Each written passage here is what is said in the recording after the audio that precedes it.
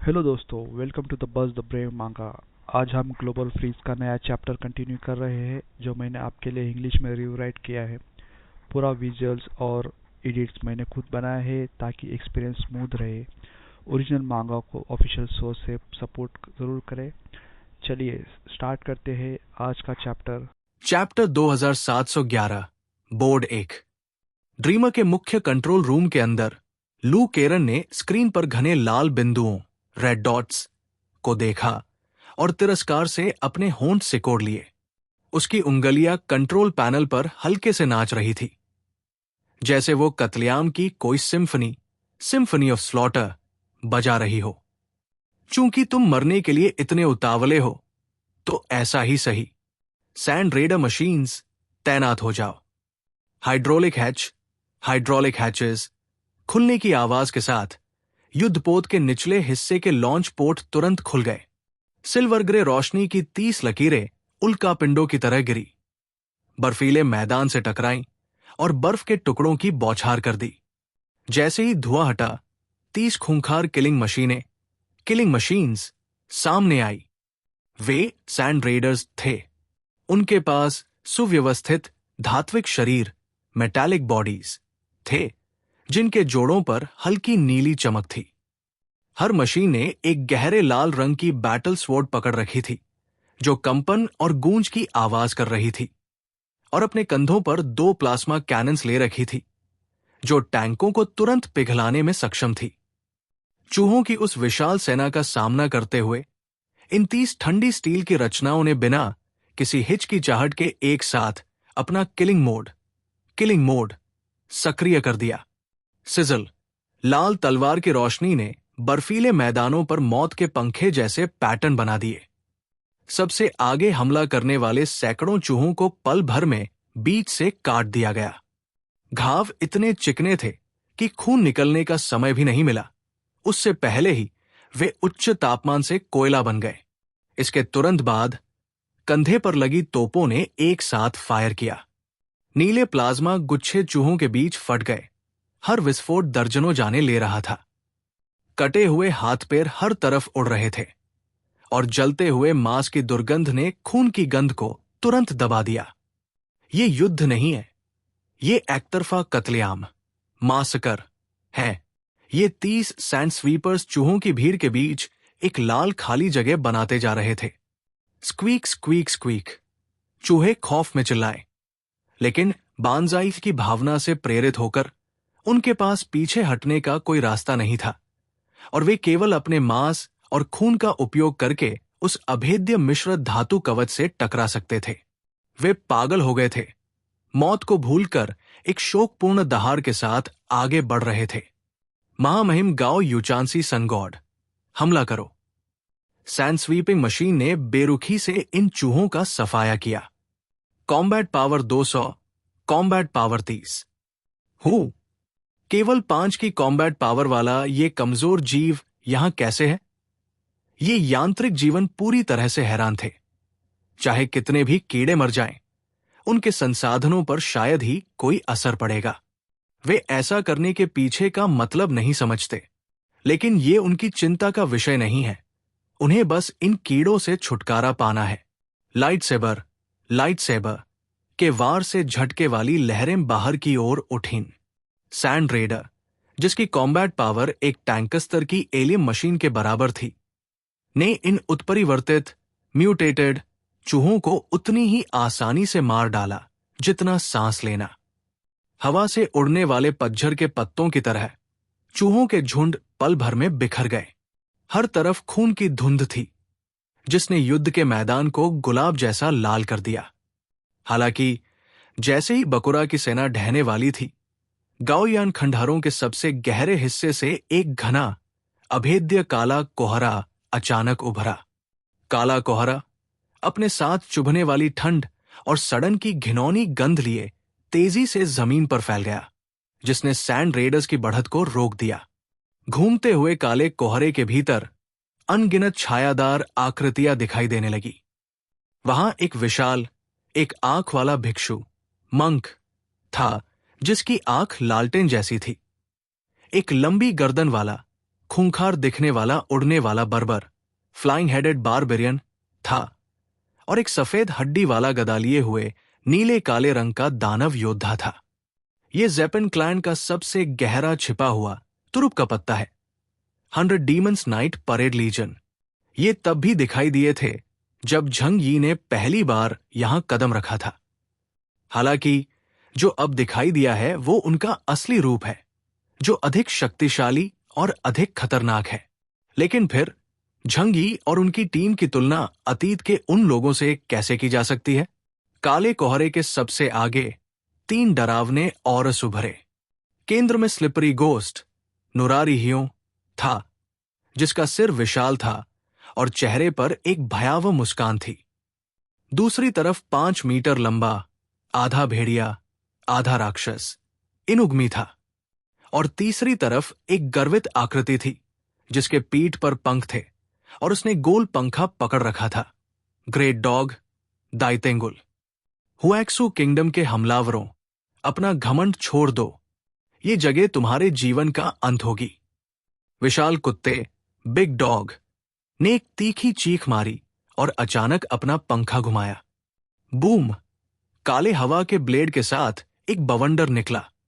एक तूफान ने दसियों किलोमीटर के क्षेत्र को ढक लिया और तुरंत 2 सैंड स्वीपर्स को निगल लिया। हवा के ब्लेडों के कटने से एलॉय आर्मर से ऐसी आवाज आई जिससे खून जम जाए, और वास्तव में दरारें दिखाई देने लगी।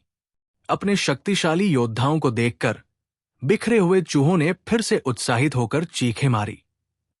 On board, on board. हालांकि ये उत्साह 1 सेकंड से भी कम समय तक रहा। हाँ, बहुत अच्छे। आखिरकार कुछ कमीने आ ही गए। मेरी बड़ी कुल्हाड़ी काफी समय से चलने के लिए बेताब थी।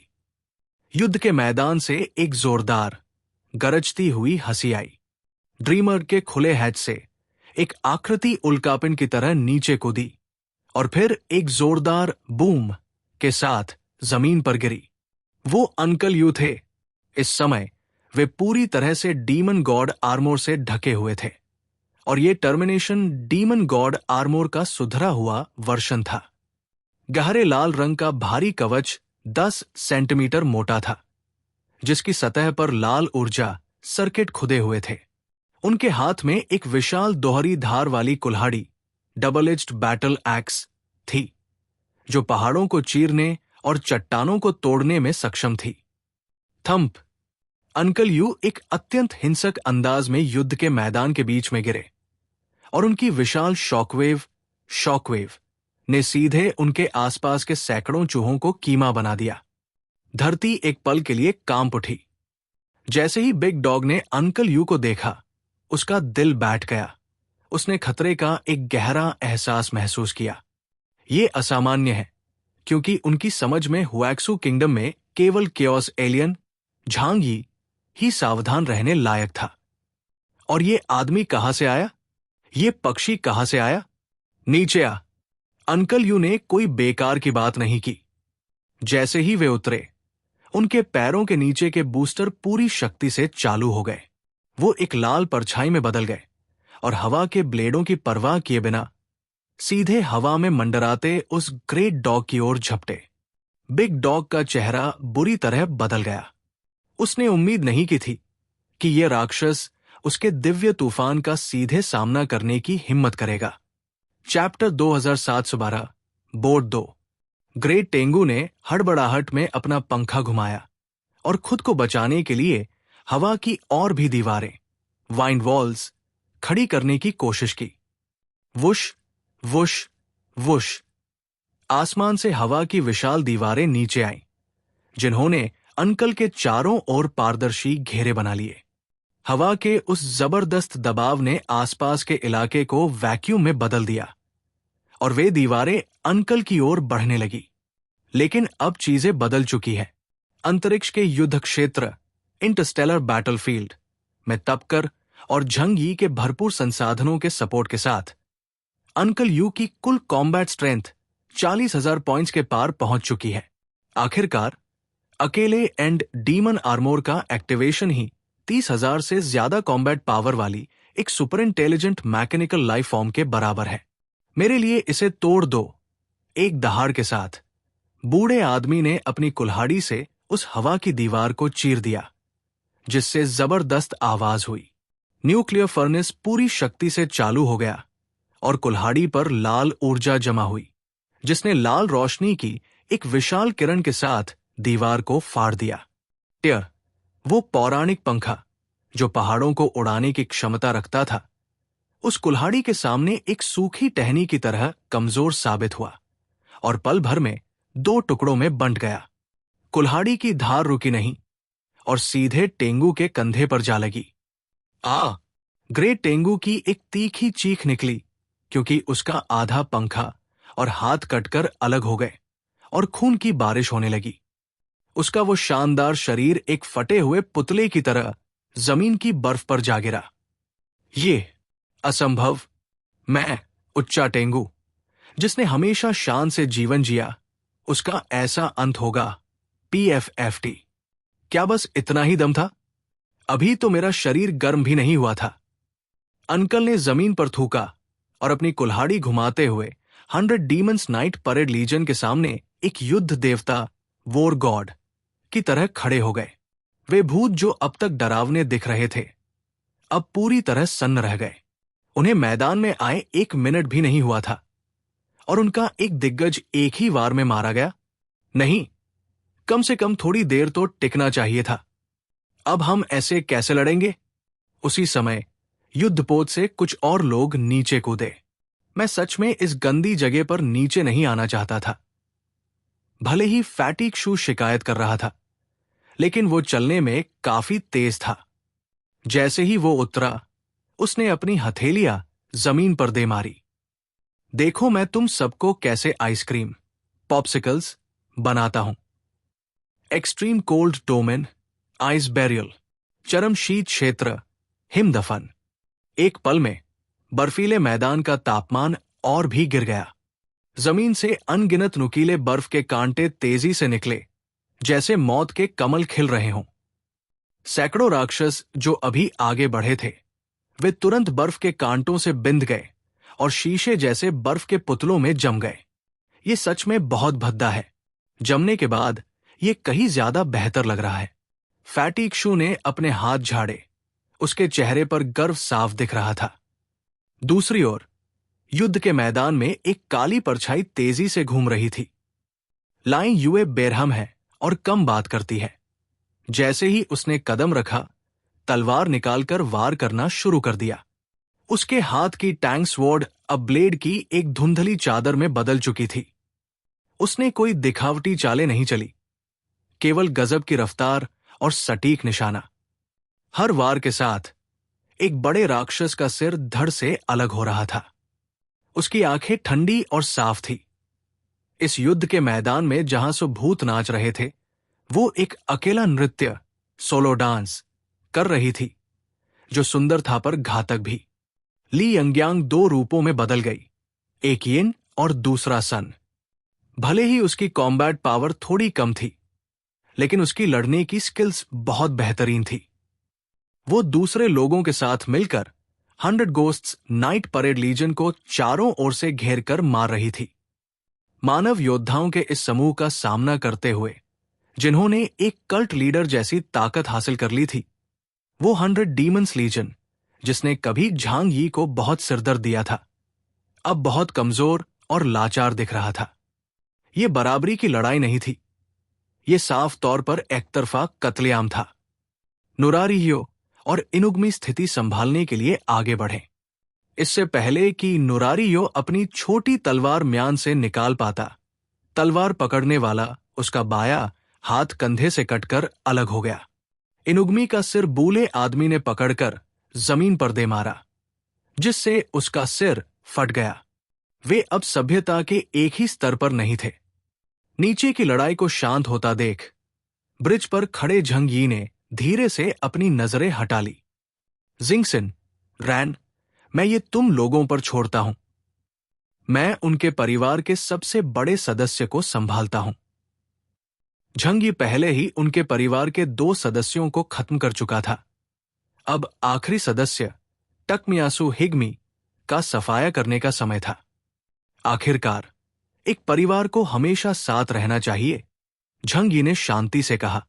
अगले ही पल उसके सामने स्पेस में लहरें उठीं, बाउंडलेस रियल्म फैला और वो उस जगह से तुरंत गायब हो गया। जब वो दोबारा दिखा तो वो टाकमघरा के टूटे हुए मंदिर पर खड़ा था। ठंडी हवा चल रही थी और युद्ध के भारी माहौल ने दुनिया को और भी ठंडा बना दिया था। झंगी आसमान में हाथ लटकाए खड़ा था और अपने सामने ढहने की कगार पर खड़े उस चूहा कबीले के शक्तिशाली सदस्य को ठंडी नजरों से देख रहा था। गाओ यूशेंगसी सन गॉड। झंगी की आवाज तेज नहीं थी, लेकिन वो साफ तौर पर दूसरे व्यक्ति के कानों तक पहुंची। तुम पिछली बार से कहीं ज्यादा बूले लग रहे हो। क्या बात है, उन दो बूले साथियों के मरने के बाद तुम्हें भी नीचे जाकर उनसे मिलने की बहुत जल्दी है? गाओ यूसनसु हिमाकामी ने अचानक सामने आए झंगी को घूर कर देखा।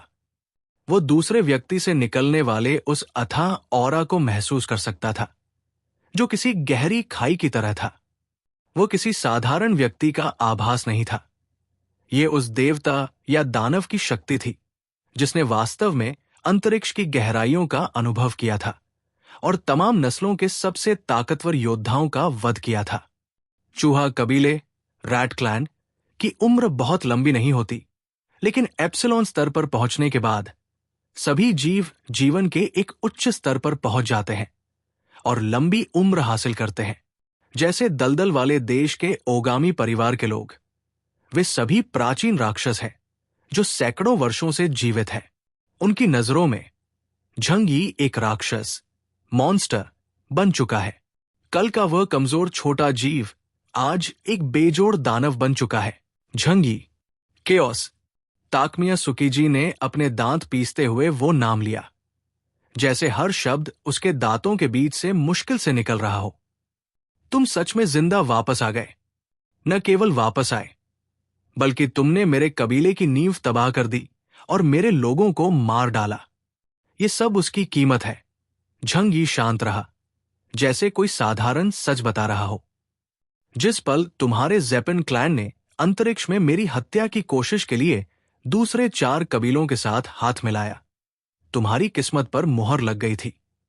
मैं आज तुम्हारे पूरे ज़ेपिन किंगडम को पूरी तरह मिटाने आया हूं, इस जगह को धरती के नक्शे से मिटाने के लिए। मिटाने? हाँ, कितनी घमंडी बात है। टकमियासु हिजिन ने अचानक अपना सिर पीछे झुकाया और पागलों की तरह हंसने लगा। उसकी हंसी पागलपन और नफरत से भरी थी। उसने अचानक अपने सिर से घास की टोपी फेंक दी और उसका पवित्र वस्त्र पल भर में फट गया। उन फटे हुए कपड़ों के नीचे जो दिखा, वो अब कोई मानव शरीर नहीं था, बल्कि एक बेहद भद्दा, विशाल और खूंखार चूहे का सिर था। उसका सिर मांसल उभारों और काले बालों से ढका था, जिससे सड़न जैसी गंध आ रही थी। उसने धीरे से अपनी कमर से एक काली लंबी तलवार निकाली।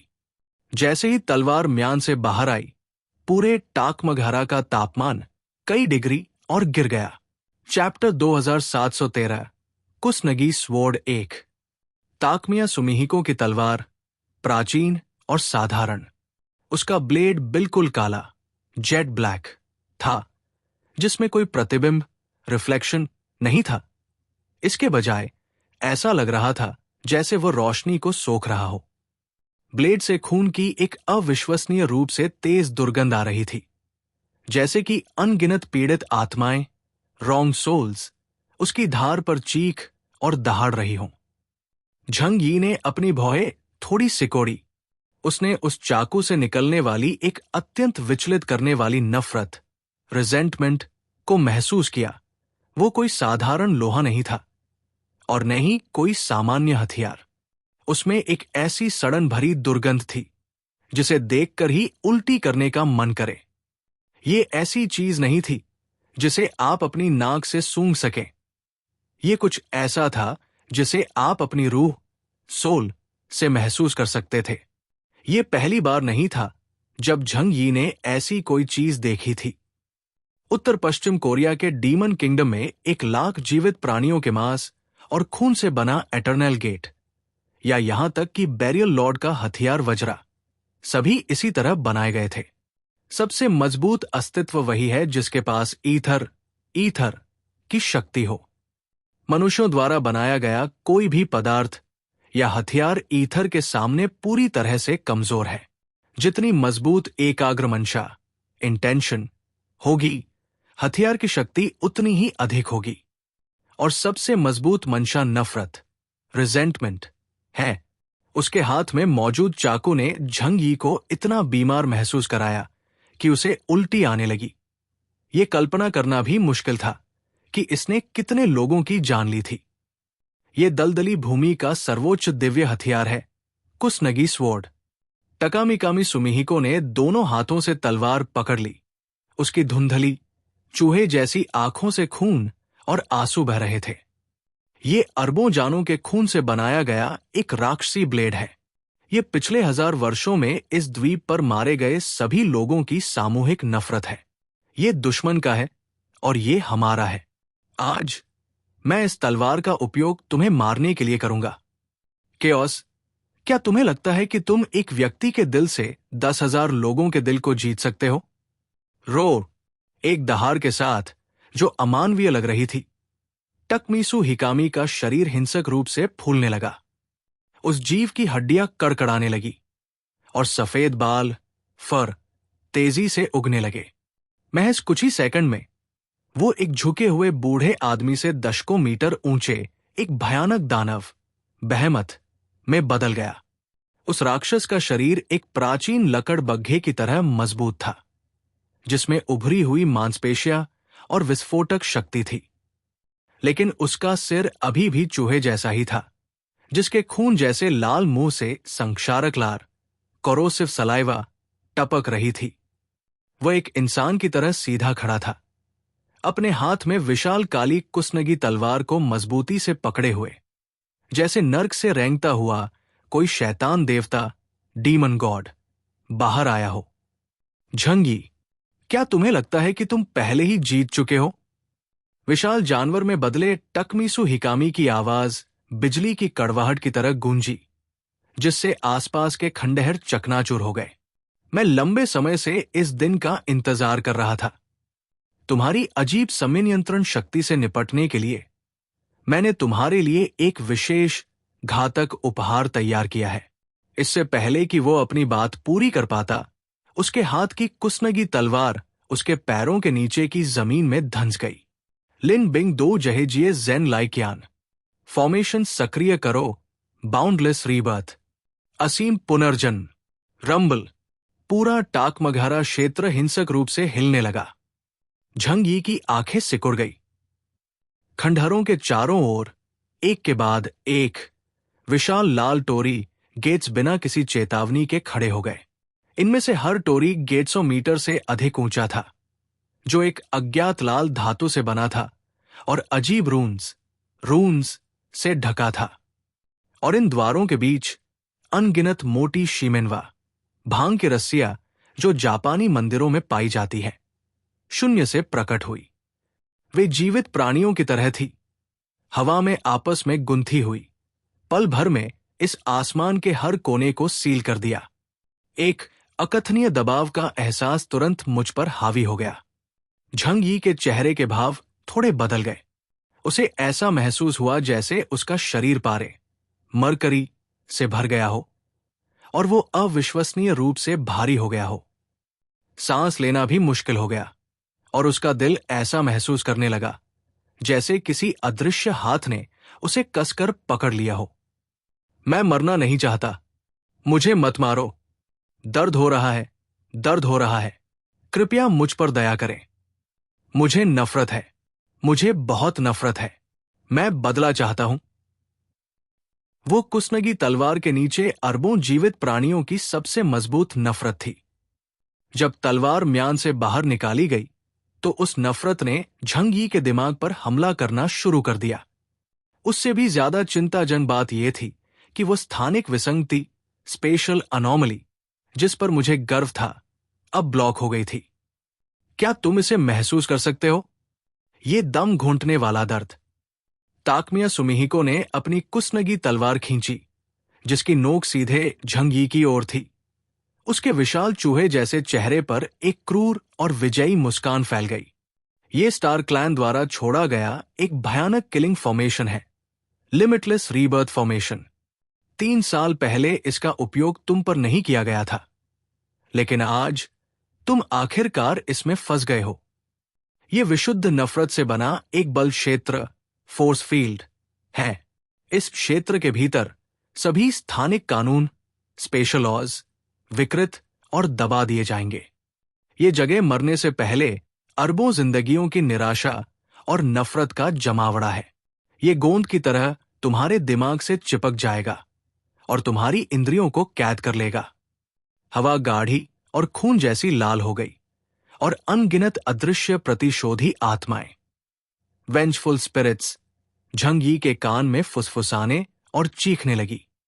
झंग यी ने अपना खुद का बाउंडलेस डोमेन छोड़ने का प्रयास किया, लेकिन यह जानकर चौंक गया कि वो डोमेन जो आसानी से पूरे टाकमगहरा को कवर कर सकता था, अब नफरत की उस भयानक शक्ति से दबाया जा रहा था।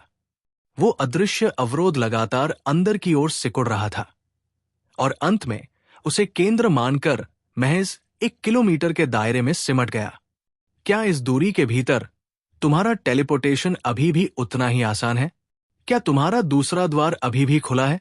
एक उन्मादी हंसी के साथ तकमी काजुची हिगन का विशाल शरीर जमीन से उछला, विनाश का आभास देने वाली कुसनगी तलवार को खींचते हुए उसने फॉर्मेशन के केंद्र में फंसे झंग यी पर जोरदार वार किया।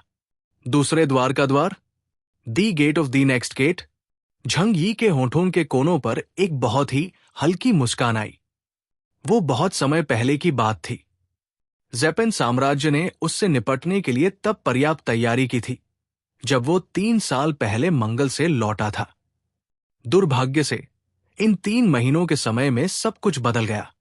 अगर आप पुरानी चीजों को पुराने नजरिए से देखते रहेंगे तो आपको परिणाम भुगतने होंगे। मरो, शील्ड। दहाड़ती हुई हवा ने बर्फ के क्रिस्टल और राख को उड़ा दिया, जिससे टाकमगहरा के खंडहर कयामत के बाद के परिदृश्य पोस्ट एपोकैलिप्टिक लैंडस्केप में बदल गए। उस टूटे हुए मैदान के केंद्र में भौतिकी के नियमों को विकृत करने के लिए पर्याप्त 2 भयानक ऊर्जा क्षेत्र हिंसक रूप से टकरा रहे हैं। दर्जनों किलोमीटर के दायरे की हवा पूरी तरह से बाहर खींच ली गई, जिससे एक विशाल निर्जीव शून्य वैक्यूम पैदा हो गया। टकमाइसु हिगंबना इस समय जिस रूप में है वो पवित्र शब्द का सबसे गंदा अपमान है। फिर भी ये हिंसक सुंदरता का चरम रूप है। 80 मीटर ऊंचा शैतान देवता टूटे हुए गोरियों पर खड़ा था। उसका पूरा शरीर सफेद अयाल माने से ढका हुआ था, जिसका हर बाल अत्यंत मजबूत मिश्र धातु एलॉय से बना लग रहा था, जो दिन की मंद रोशनी में एक ठंडी चमक के साथ चमक रहा था। उस विशाल सिर पर, जिसमें चूहे की विशेषताएं थी, उसकी आंखें खून जैसी लाल थी, जैसे उबलता हुआ खून का समुद्र। उसकी सांसें चट्टान पर गिरी और उसे तुरंत मवाद में बदल दिया, जिससे काला धुआं निकल रहा था। उसके हाथ में कुसनगी तलवार, जो अनगिनत गुना बढ़ गई थी, अब एक जीवित काले ड्रैगन की तरह थी। Chapter 2714 कुसनगी sword 2। कुसनगी तलवार के ब्लेड के चारों ओर नफरत का काला कोहरा, ब्लैक मिस्ट ऑफ रिजेंटमेंट, साफ देखा जा सकता था। वो काला कोहरा लगातार विकृत मानवीय चेहरों में बदल रहा था। बूढ़े लोग, महिलाएं और बच्चे सैनिक, वे खामोशी से चीख रहे थे और उनका हर छटपटाना ऐसा लग रहा था जैसे कांच टूट रहा हो। केओस, ताकमिया सुमिहिको की दहाड़ अब हवा के जरिए नहीं, बल्कि एक मानसिक शॉकवेव, मेंटल शॉकवेव के रूप में सीधे झंग यी के दिमाग से टकराई। वो आवाज हजारों वर्षों से जमा घमंड और हताशा से पैदा हुए पागलपन का मिश्रण थी। तुमने मुझे कैलेमिटी गॉड का असली रूप दिखाने के लिए मजबूर किया है। तुम्हें गर्व करने का पूरा हक है, लेकिन ये अंत है। इस दूरी पर कुसनगी स्वॉर्ड का सीलिंग कानून, सीलिंग लॉ ही अंतिम सत्य है। बिना किसी फालतू हरकत के ताकमिया सुमिहिको की बाहों की मांसपेशियां फूल गई और उसकी नसें, जो पहाड़ों जितनी मोटी थी, उनमें उबलता हुआ दिव्य खून, डिवाइन ब्लड, दौड़ने लगा। उसने कुसनगी तलवार को ऊंचा उठाया और नन्हे से झंग यी पर एक विनाशकारी वार किया। तलवार का ये वार हालांकि सरल और साधारण था, लेकिन इसमें अपार वजन था। तलवार के पहुंचने से पहले ही धरती फटने लगी। एक भयानक कड़कड़ाहट के साथ झंग यी के पैरों के नीचे की जमीन तुरंत धंस गई। झंग यी के पैरों के नीचे से एक अथाह दरार तेजी से फैली, जो समुद्र तट तक जा पहुंची, जैसे कि पूरे जापानी द्वीप समूह को इस तलवार ने 2 हिस्सों में चीर दिया हो। समुद्र का पानी पीछे हट गया, लावा फूट पड़ा और गहरा नीला और लाल रंग मौत की विनाशकारी काली तलवार के साथ मिल गया, जिससे कयामत की एक और पेंटिंग जैसी बन गई। हालांकि तूफान के बिल्कुल केंद्र में खड़े झंग यी के हाथ अभी भी उसकी शर्ट की सफेद जेबों में थे। उसने अपनी तलवार निकालने की जहमत तक नहीं की। वो बस बेरुखी से ताकमिया सुमिहिको को पागल होते देख रहा था। उसने अपना सिर थोड़ा उठाया। उसके माथे पर बाल उड़ रहे थे, जिससे उसकी गहरी और बर्फीली आंखें साफ दिख रही थी। एक शहर को तबाह कर देने वाले वार का सामना करते हुए भी उसकी आंखों में कोई डर नहीं था, केवल एक ठंडी बेपरवाही थी। अंतिम सत्य, तुम शक्ति के बारे में कुछ नहीं जानते और मेरे बारे में तो और भी कम जानते हो। क्या तुम्हें अभी भी लगता है कि चीजें वैसी ही है जैसी 3 साल पहले थी? झंग यी फुसफुसाया।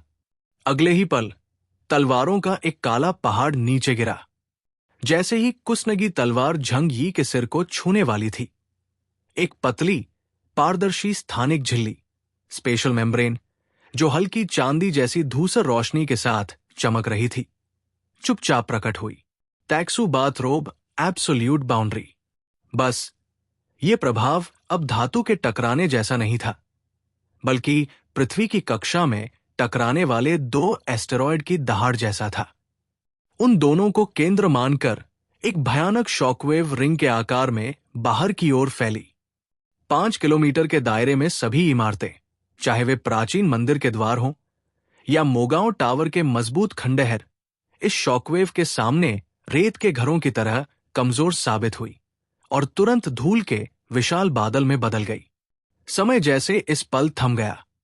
ताकमिया सुमिहिको की क्रूर मुस्कान उसके चेहरे पर जम गई। उसे महसूस हुआ कि तलवार का ये वार न केवल एक इंसान पर हुआ है, बल्कि ब्रह्मांड की एक अटूट दीवार से टकराया है।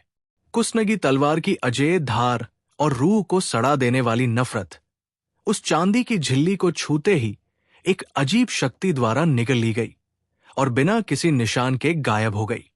क्या यह तुम्हारी पूरी ताकत है? धुएं और धूल के बीच से झंग यी की आवाज साफ सुनाई दी, जिसमें एक तरह का आलस्य, लैंगर था।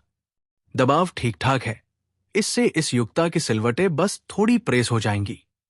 झंग यी ने धीरे से एक उंगली निकाली और उसे उस विशाल काली तलवार के ब्लेड पर हल्के से दबाया। उस पल उसके छोटे से शरीर में धरती को सहारा देने वाली अपार शक्ति दिखाई दे रही थी। रोल, दफा हो जाओ। जैसे ही उसने वो शब्द कहा, झंग यी की उंगलियों के पोरों पर स्पेस अचानक फट गया। वो स्पेस का चरम संपीड़न, एक्सट्रीम कंप्रेशन और उछाल, रिबाउंड था, कोलैप्स। कुसनगी तलवार, जो नीचे की ओर दब रही थी, वास्तव में इस अविश्वसनीय जवाबी ताकत से ऊपर उछल गई। ताकमिया सुमिहिको को अपनी दोनों बाहों में तेज दर्द महसूस हुआ और उसका अंगूठा और उंगली के बीच का हिस्सा, टाइगर्स माउथ, फट गया, जिससे दिव्य खून की मूसलाधार बारिश होने लगी। उसका विशाल 8 मीटर का ढांचा अपना संतुलन खो बैठा और पीछे की ओर लड़खड़ा गया। हर कदम जमीन पर एक विशाल गड्ढा छोड़ रहा था। नहीं, इसकी बिल्कुल भी अनुमति नहीं है। ताकमिया सुमिहिको ने खुद को संभाला और उसकी आंखों का सदमा जल्दी ही एक क्रूर मारने की मंशा में बदल गया।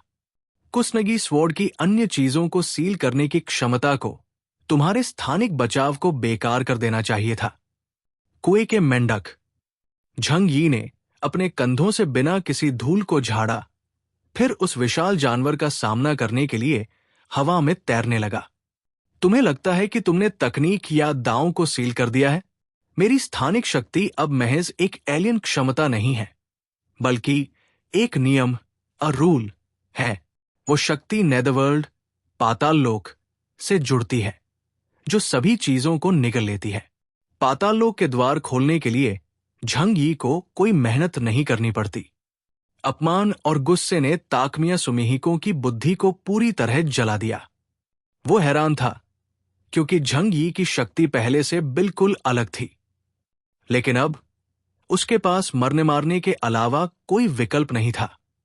उसने आसमान को हिला देने वाली दहाड़ मारी और अपने हाथ की कुसनगी तलवार को जमीन में गाड़ दिया।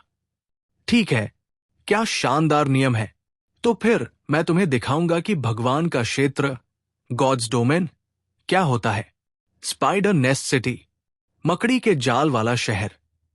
बस एक अजीब उच्च आवृत्ति वाला कंपन, हाई फ्रीक्वेंसी वाइब्रेशन तुरंत पूरे युद्ध क्षेत्र में फैल गया। झंग यी ने महसूस किया कि मूल रूप से खाली स्थान अचानक बहुत भीड़ भाड़ वाला हो गया है। अनगिनत स्थानिक मकड़ी के रेशम, स्पेशल स्पाइडर सिल्क्स, जिनसे हल्की बैंगनी रोशनी निकल रही थी और जो केवल सूर्य देवता को दिखाई दे रहे थे, उन्होंने तुरंत पूरी धरती को ढकने वाला एक विशाल जाल बुन दिया। ये रेशम भौतिक चीजें नहीं हैं, बल्कि स्पेस में दरारें हैं। ये अविश्वसनीय रूप से नुकीले हैं और अनगिनत स्थानिक नोड्स से जुड़ते हैं। ओहो, स्थानिक शक्ति। झंग यी के चेहरे पर एक मजाक भरी मुस्कान आई। क्या ये कुछ ऐसा है जिसे तुमने मुझसे निपटने के लिए तैयार किया है? तुम्हारा मतलब क्या है? केओस।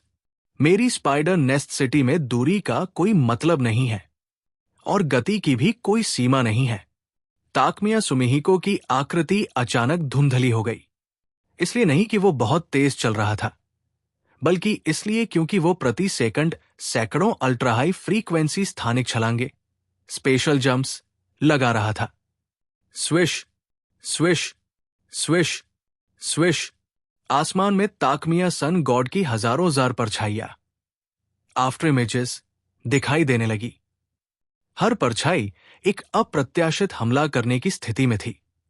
काटना, घूमपना, चबाना, कुचलना। उस पल ऐसा लगा जैसे अनगिनत दानव झंग यी पर हमला कर रहे हों। मरो मरो मरो। झंग यी की पुतलियां थोड़ी सिकुड़ गई। तेज, बहुत तेज। अपनी स्थानिक जागरूकता के बावजूद उसे यह तीव्र हमला काफी दिलचस्प लगा।